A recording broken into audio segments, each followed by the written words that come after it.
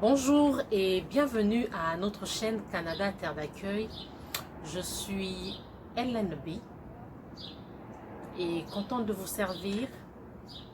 Comme on vous le dit toujours chez Canada Terre d'accueil, l'information est véridique, vérifiable et surtout, c'est la bonne.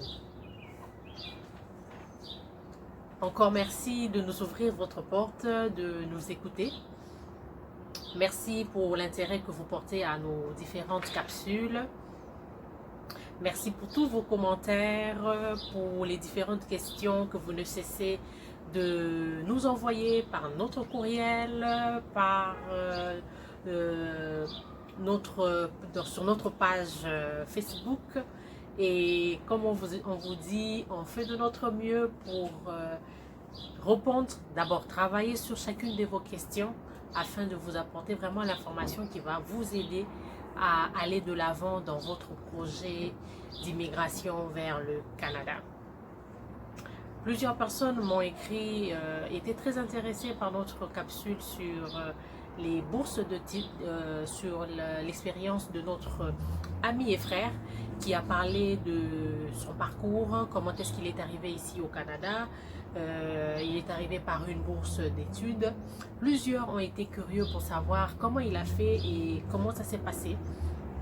Il nous a partagé son expérience par rapport à sa bourse d'études et comment il a obtenu les critères qu'il fallait remplir pour pouvoir l'obtenir.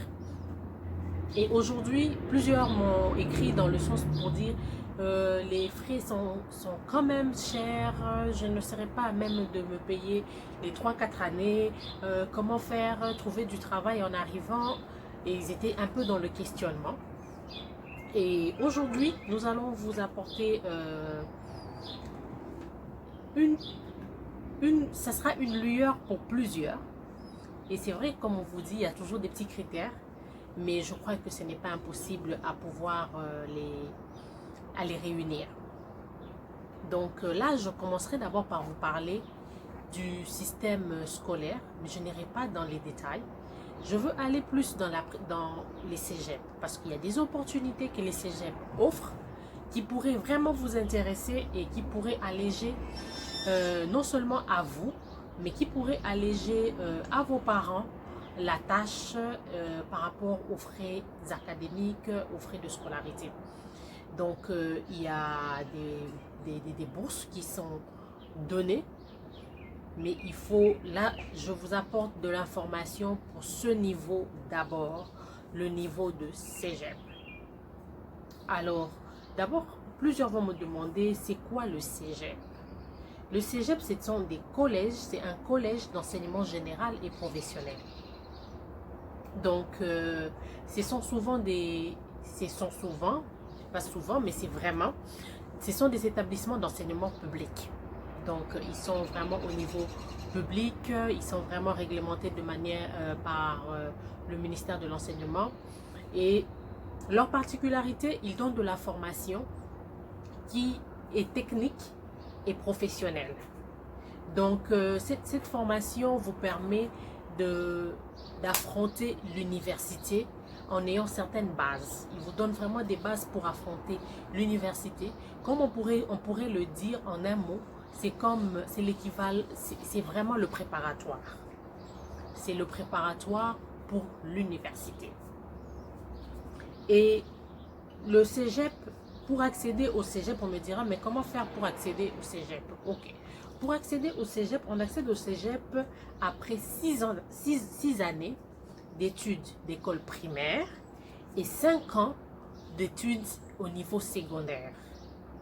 Donc l'équivalent du bac ou l'examen d'étape dans d'autres pays, bac, examen d'état. Donc dès que tu termines vraiment, comme on pourrait dire aussi les études humanitaires, donc des humanités, dès que tu termines les études d'humanité, c'est à ce moment-là que ça t'ouvre la porte pour le cégep. Entre autres, ça pourrait être l'équivalent de nos instituts supérieurs dans différents autres pays, instituts supérieurs. Voilà, donc ça va vraiment vous donner de la formation qui est technique. technique qui vous offre, dès que vous terminez, vous allez accéder directement à l'emploi, au marché de l'emploi. Donc, le cégep, ce qui est bon avec eux, ils travaillent en collaboration directe avec les entreprises. Donc, certaines entreprises vont carrément piger leur main-d'œuvre, leurs employés dans les cégeps.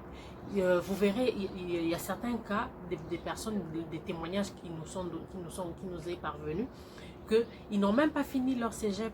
Il y avait déjà des entreprises qui venaient les solliciter parce que vraiment, ce n'était qu'au cégep qu'on pouvait trouver ce genre de main-d'œuvre.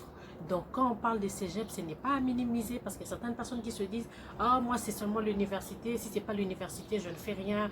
Pas le cégep. » On voit les cégep un peu avec un œil un peu... voilà, on est un peu comme hésitant, mais c'est vraiment la porte quasi sûre pour un emploi. C'est là où les entreprises viennent recycler leurs employés parce qu'il se pourrait qu'il y ait des logiciels, qu'il y ait qu'il y a un développement dans le domaine et il faut recycler comment dire, les employés. C'est au cégep qu'ils vont aller être recyclés. Donc, ils vont aller être mis comme, pas à neuf, mais c'est vraiment là où ils reçoivent la formation qui leur permet d'être à jour. Voilà, qui les permet vraiment d'être à jour. Donc, ce n'est pas une formation, ce n'est pas un niveau de formation à négliger comme j'aurais dû, je l'ai entendu par plusieurs personnes pour dire « Oh, les cégeps, c'est pas intéressant, les cégeps, ça m'est rétrograde, moi je veux carrément aller à l'université. » Non, le cégep est très important, il est très important parce qu'il y a certaines formations même que tu n'auras pas à l'université, que tu n'iras pas directement à l'université si tu n'es pas passé par le cégep. Donc, il faudrait qu'on se comprenne aussi par rapport à cela. Donc, voilà les secteurs. J'ai répertorié, il y a 9 secteurs de formation pré-universitaire. Et là, nous avons une formation en sciences de la nature. Il y a une formation dans les sciences humaines. Il y a les sciences, lettres et arts. Il y a l'art visuel. Il y a la musique, il y a les sciences informatiques et mathématiques, il y a les arts, lettres et communication, nous avons histoire et civilisation, et puis la danse. Donc voilà les secteurs de formation. Et comme je vous disais, qu'il y a des formations vraiment techniques. Et là, je veux vous donner aussi les domaines. Donc, nous avons 133 programmes de formation technique qui sont offerts dans les cégeps. Et ils sont repartis dans 5 grandes familles. Il y a la technique biologique et technologie agroalimentaire. Nous avons les techniques humaines. Nous avons les techniques en art et communication graphique. Nous avons les techniques physiques. Et nous avons les techniques de l'administration. Donc, au sein de toutes ces grandes familles, il y a plusieurs formations à l'intérieur. Et ça vous permet, comme je vous ai dit, dès que vous terminez, d'aller directement sur le marché de l'emploi. C'est vraiment un avantage. Et je voulais vous dire, je veux maintenant parler de la bonne opportunité qu'il y a dans ce programme des cégeps et surtout pour les étudiants internationaux parce que souvent ils viennent comme des étudiants internationaux, ils viennent de partout à travers le monde et il y a des bourses. Il y a des bourses pour ceux qui étudient dans les cégeps. Et dépendamment des régions, dans la région dans laquelle vous avez, il y a des bourses bien spécifiques. Chaque cégep a des bourses qu'il met en place pour ses élèves, pour leurs étudiants. Mais ce sont vraiment des bourses, comme on le dirait, d'excellence. Ce sont des bourses d'excellence. Il faut vraiment bien vous appliquer dans vos matières pour avoir accès à ça. Et je suis sûre que si quand vous venez ici avec une idée de pouvoir étudier, il faut vous concentrer dans vos études, donner le maximum que vous pouvez, aller chercher les bonnes notes, aller chercher les 80, les 90%, les 99%, les 100%, c'est possible, très possible. Il faut vraiment être élitiste, il faut vraiment bien s'appliquer dans ces matières pour pouvoir avoir accès à ce genre de bourse. Ces bourses peuvent vous permettre de payer votre scolarisation, votre scolarité, vos frais de scolarité et même pour vos stages. Le stage, vous n'êtes pas obligé de les passer dans la région où vous étudiez. Vous pouvez aller ailleurs. Vous pouvez aller vous perfectionner ailleurs. Et quand vous êtes élite, comme je vous dis, par rapport à vos résultats, vous avez accès à cette opportunité d'être boursier. Il y a certaines personnes qui ont même de la bourse pour carrément toute leur formation, parce qu'il y a des bourses, parce que les cégeps souvent, ils sont répartis,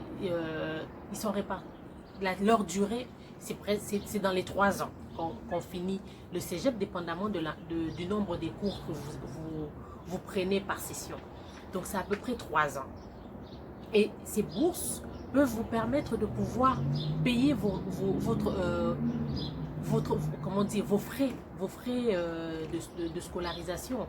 Donc c'est vraiment intéressant, parce que j'ai même vu quelque part, je vous mettrai le lien, il y a des bourses qui vont jusqu'à 47 000 $ pour les 3 années, dépendamment de la formation que vous prenez. Donc c'est vraiment intéressant. Donc si vous pensez que vous pouvez déjà avoir votre inscription, venir, soyez des élites. C'est vraiment ça que je pourrais vous dire. Soyez des élites, pensez grand, pensez haut et distinguez-vous pour pouvoir vraiment alléger. Parce que j'ai eu des questions pour me dire, je ne suis pas à même, je pense que quand je viendrai, je serai obligée de travailler. Oui, il y a cette opportunité, il y a cette possibilité, mais cette opportunité n'est pas à négliger. Donc, travaillez fort, distinguez-vous et allez chercher ces bourses. C'est possible, il y en a plusieurs. Et dans chaque université, et même dans les universités, il y en a. Mais puisque je parle de cégep, je veux m'arrêter juste au cégep pour cette fois-ci. Donc, allez chercher, quand vous arrivez dans vos cégeps, cherchez, allez au sein de l'administration, posez-leur la question, quelles sont les bourses qu'ils mettent à votre disposition. Et essayez de remplir les critères et d'aller chercher le maximum que vous pouvez avoir comme bourse, comme allègement. Donc voilà la bonne nouvelle que je vous apporte aujourd'hui. Et je suis sûre, dans les prochains jours, je continuerai à faire mes recherches et je vous apporterai encore d'autres choses qui sera vraiment intéressant pour vous. Et comme d'habitude, partagez. Alors partagez le lien, partagez le nom du site, le nom de la chaîne, que plusieurs s'abonnent et qu'ils suivent toutes nos capsules. Et n'hésitez pas de retourner sur nos anciennes capsules, parce que vous aurez peut-être la réponse à votre question sur nos anciennes capsules. Donc allez-y, essayez de les visualiser de manière à ce que vous puissiez tirer le meilleur de chacune de nos capsules. Sur ce, n'hésitez pas de continuer à nous envoyer vos préoccupations, vos questions sur notre page Facebook, et aussi laisser un commentaire sur YouTube, sur notre chaîne, n'hésitez pas. Vous avez aussi notre adresse courriel canadaterredaccueil@gmail.com. Écrivez-nous et on fera de notre mieux pour discuter sur votre question dans les prochains jours. Sur ce, on partage. Et surtout, à très bientôt sur la même chaîne Canada Terre d'Accueil.